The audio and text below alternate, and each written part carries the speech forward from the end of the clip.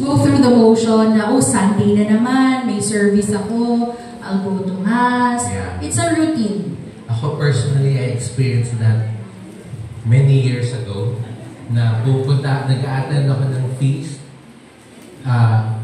Umaga-umaga pa lang, as early as 4 o'clock na sa feast na ako. Pero, hindi pa dito. Pero, as early as 4 o'clock na sa feast ako, pero hindi ako pumapasok for the Mass. Hindi ako nag-a-attend ng talk. Kasi uwi kami gabi. Ang dami namin ginagawa sa CEG. Di ba, Sis Lloyd? Pero hindi ako disconnected ako. I'm just going through the motion of service. Correct. Pero may question ako dyan. If Jesus is the Jubilee, and He is our hope, then why are we still tired? No? Minsan naisip niyo po ba yun, mga kapatid? Why are we still tired? Because we are in our... resting in Him.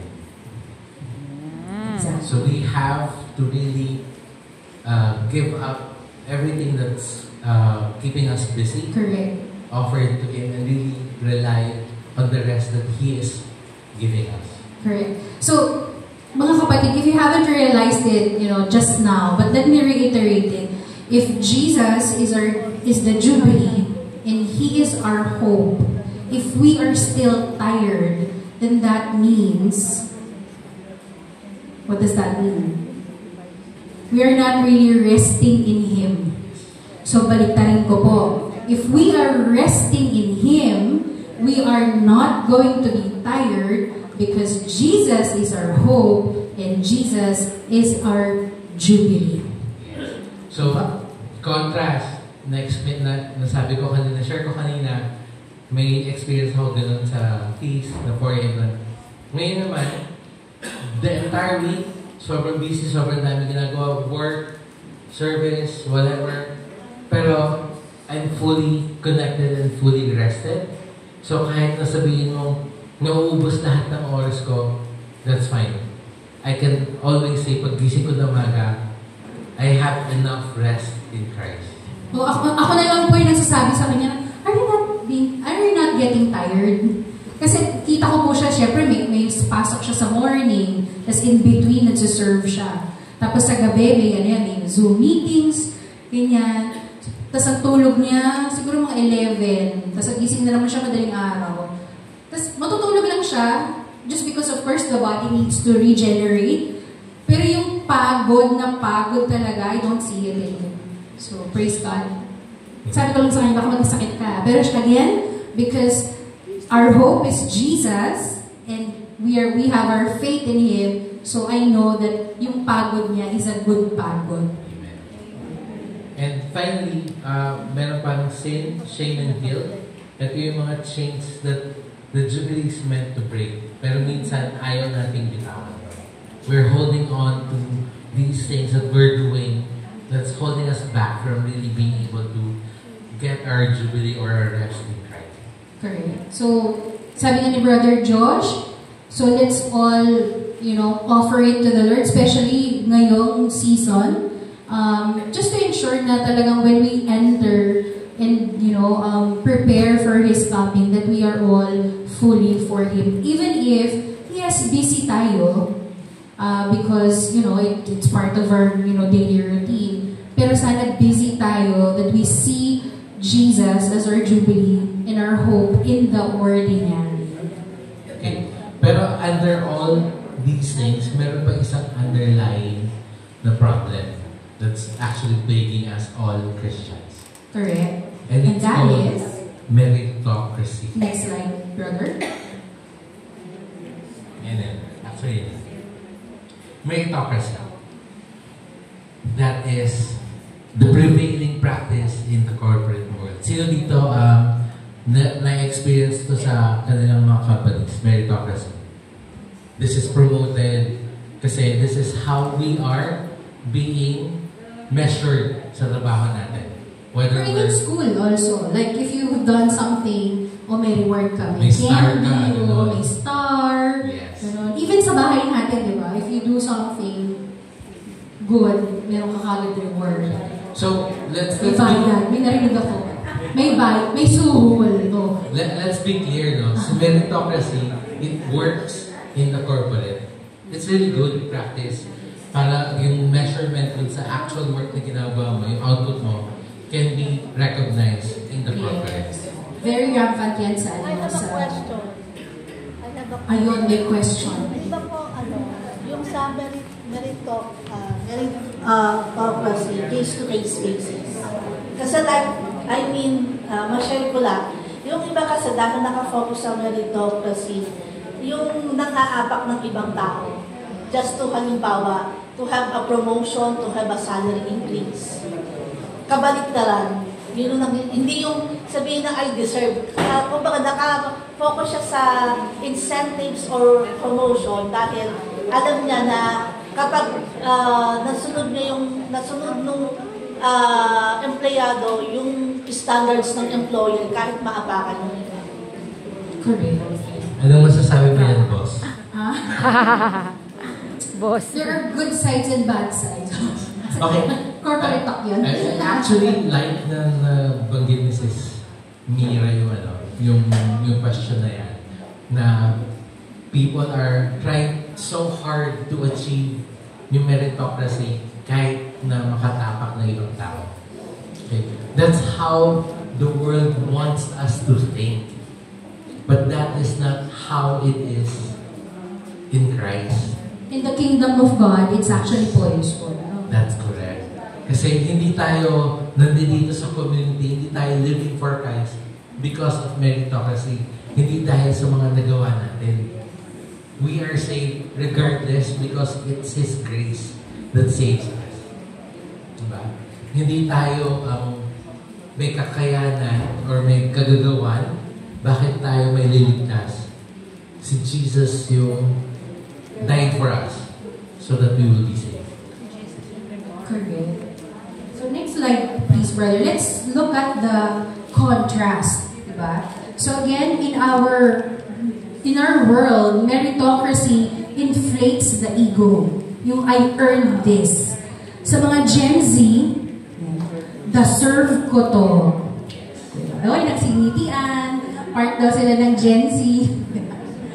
Pero, it's different, in the kingdom of God, it changes the heart because even before we do anything, God already gave it to us.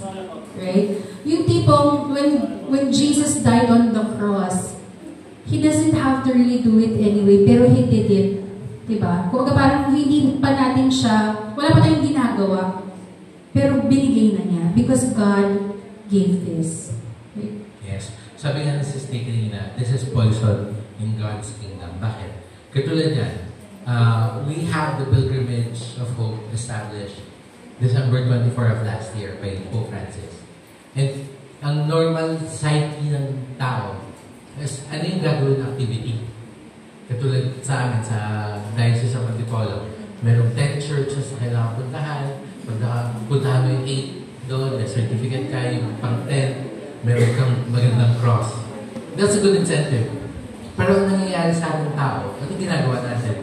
We push so hard to achieve kung ano yung nasa checklist para masabing, na-complete ko yan. Because of wanting to complete that. Not really living yung purpose ng pilgrimage itself. Bakit ba in-establish yung pilgrimage na yun in the first place? Kasi gusto ni Pope Francis na lahat tayo will be able to get closer to Christ. So yung practice na pagpunta dun sa mga Jubilee churches, hindi yung checklist na gusto nating ma-accomplish. Hindi tayo nagkokolag lang ng stamp. We're doing it kasi gusto natin yung buhay natin is really living the practice. Correct. And it's our response, to the grace of God. And when we do our pilgrimage, whatever is your diocese is telling you na kung ano yung reward afterwards, stamps man yan, cross or certificate, it's not the ultimate reward. Right? Because the ultimate reward has already been given. It's just our response to the grace that the Lord has given us. Opo?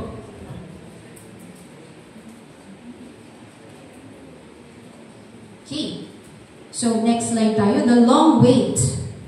We count what is given. But Jesus counts what remains, and that is love and compassion. Iyan yung ating message, of course, for our pilgrims of hope. Okay? Brother Jay? Nawala yung notes mo? Yeah, okay. So, how do we fix this? We walk through the door, yung sa Jubilee door. Yeah. Then, He must increase, and I must decrease. that's in John 3:30. Yep. So again, yung pag ano natin sa door, it's not just a magical door. Na kapag ka nag-step out, di ba? Parang, uy, biglang something happened. You know? Now, and we hope that when we do this, next Saturday, that it isn't our goal na, something will just magically happen when we enter the door. Gusto ko there was a story given by Tito Ronnie, as their experience, that even before you go through the door, na merong priest sa labas na confess, right? And then it's in your heart really to just approach the priest. Kumbaga parang we ready ourselves before that, crossing that door, because it has high significance. Right? Hindi lang siya basta checklist na, uy, part yan ng Jubilee passport ko na kailangan ko siyang i-check. And then after 1 hour, I'll go to another church for another, check. And then after the entire pilgrimage, pagod ka lang, pero, your heart isn't really that fulfilled. And that is something that we would like to ready everyone for next Saturday. That when we do this, sa next Saturday po, is that, with good intentions and with, aligned to the theme na we are really hopeful as pilgrims. Mag-off tangent na ako saglit. Okay. Does everybody know ano yung significance of passing through the Jubilee door? Ano yung nangyayari if we are able to accomplish that? Ano yan? Okay. So when we pass through the Jubilee door, if we apply or if we perform yung activities prescribed ng bawat diocese, we actually receive indulgences. Okay? These indulgences, we either apply it to ourselves or we offer this to a loved one that already has passed. Ano ba yung indulgences? In the first place, yung indulgences are prayers or gifts that are given to the faithful para, alam natin yung concept ng purgatory, right? So, when we are in purgatory, if the indulgences are given to us, it helps us go from purgatory to heaven faster. Okay? Nagkaroon nga ng issue before that there was a pope selling indulgences. Naging issue yun before. Pero, thank you, Brother Jeno. Galing, Brother Jeno. Yung na-researcher natin sa likod. Yes. So, pero itong indulgences na to, hindi ito yung main reason why we're really just doing this pilgrimage. Yes, that's something that we are benefiting from if we participate in something ito. But rather, yun nga, we are anticipating to be closer to Christ in this activity. Correct. We are not merit chasers, no? We're Jesus We're seekers. Jesus seekers. Good. Love that. Jesus seeker. Yun. Okay, so again, huwag po tayo mag-focus sa points just because na, pagkatapos ito, masastampan yung aking Passport. pilgrim passport. Ayan. Okay. So quickly, yung FBSK pilgrimage natin next week involves visiting 5 churches. 3 of them are registered Jubilee churches. But the goal is not to finish the checklist. The goal is to spark a lifetime encounter we want to start a never-ending jubilee. Ayun, never-ending jubilee. Ano ba ibig sabihin yan? Yes, the jubilee year will end January 6. January 6, 2026. Pero never-ending jubilee just because tayo po in our journey, we're gonna continue. We're gonna continue with or without passport. We're gonna be continuing in seeking Jesus. Yeah.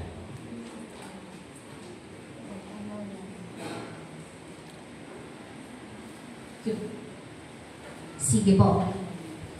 Again, the FBSK Pilgrim Passport is not a scorecard. I know that, early this year we said that the most number of stamps will get, something from us. Para lang pang-hype po iyon. Okay? But for us to really ask you to look closely at your Pilgrim Passports because ang dami doon na mga activities in which you will really encounter. We are really after the encounter, you encountering Jesus on those activities rather than just you doing a checklist po yun. Again, it's a guide to a lifetime encounter. So before we get into the passport itself, remember that we intend that to become a spiritual manual of life. So whatever yung activities na nasa passport natin, if we apply it even after Jubilee Year of Hope, it's something that will transform our lives to better. Mas magiging closer tayo kay Christ. Pero question muna, sino dito wala pang Pilgrims of Hope na passport from FBSK? Taas ang kamay. Ayun dami.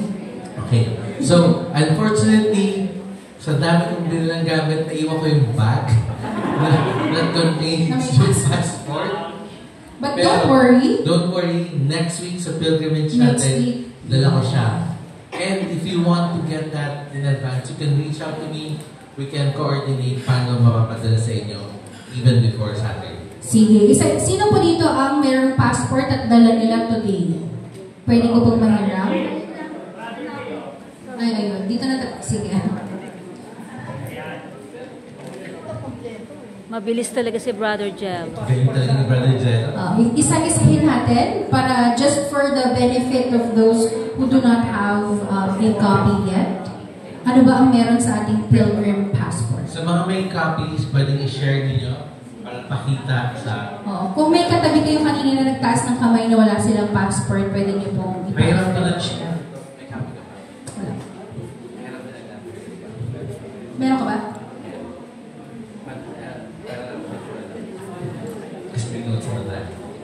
Okay, so first we have visiting pilgrim churches. We physically move to remind our bodies that we are travelers on this earth.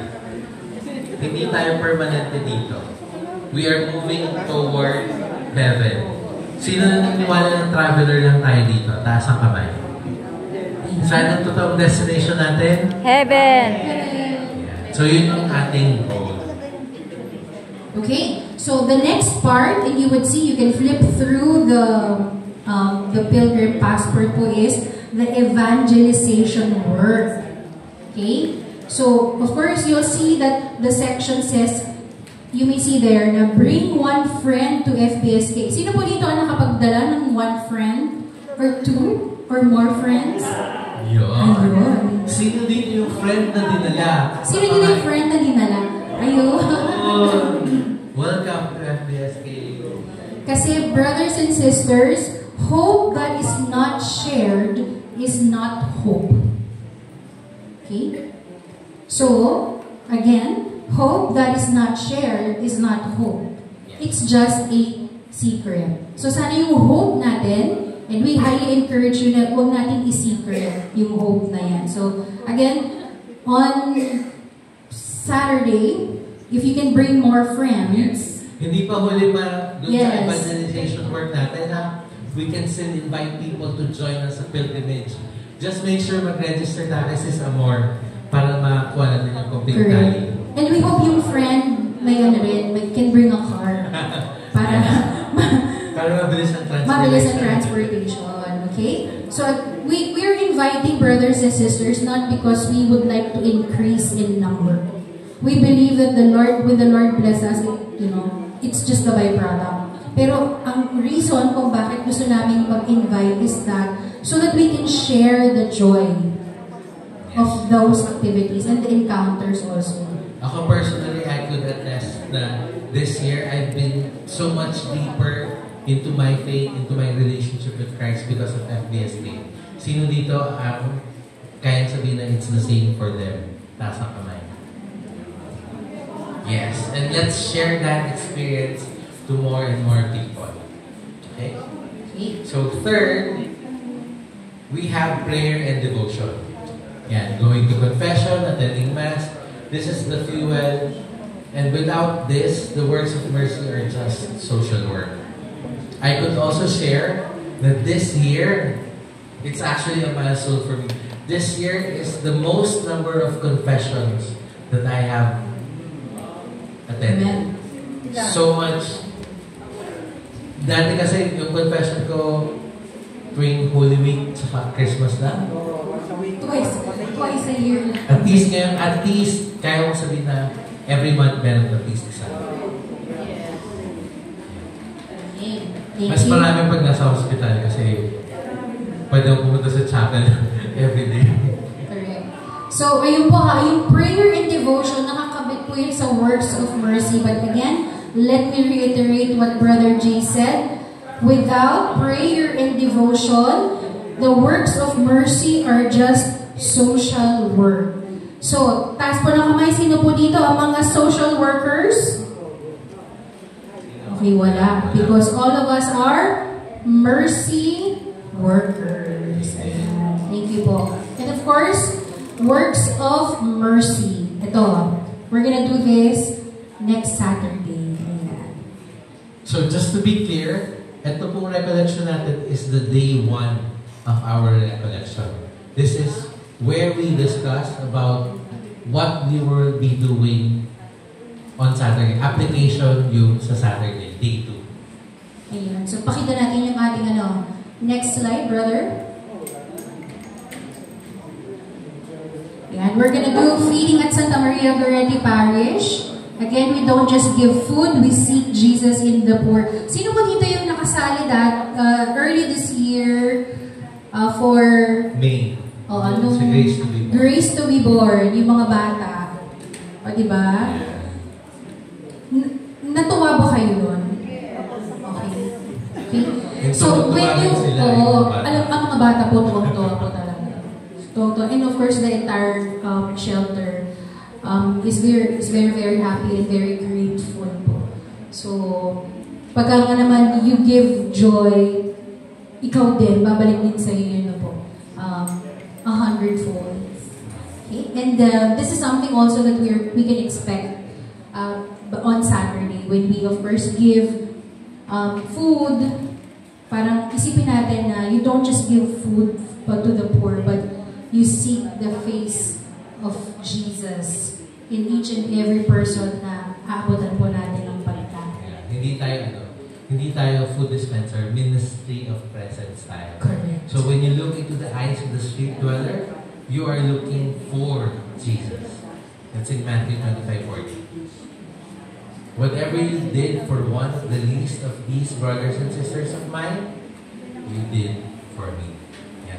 So pagpunta natin sa Saturday, when we share the food, let's try to find Jesus in each and every one na kakahalubin. Correct. So again, the reward by next Saturday is not just stamp in the passport, or not really the stamp in your passport, but the reward in encountering Jesus through the poor. Okay. Amen. And next slide, please. So we're preparing the pilgrimage and feeding next week, but the preparation starts here today. Correct. So, let's go to our reflection questions. Heart check muna tayo mga kapatid. Do I serve to earn a reward or to express love? What do you think is the answer po? Express love. Ayan, thank you. The vision. What chain will I leave at the door of hope? yung iiwan natin sa door of hope para we are truly free and can rest in Christ.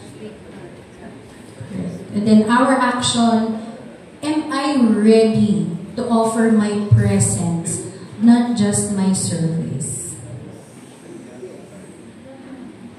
Okay, or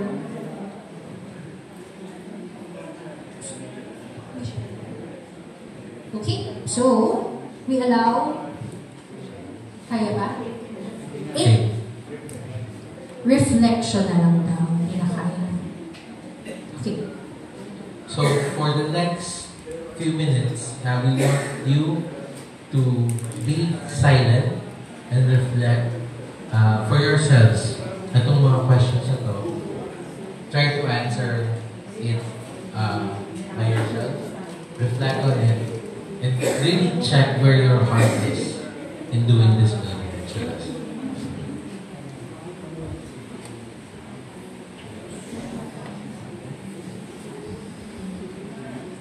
Okay, 8 minutes.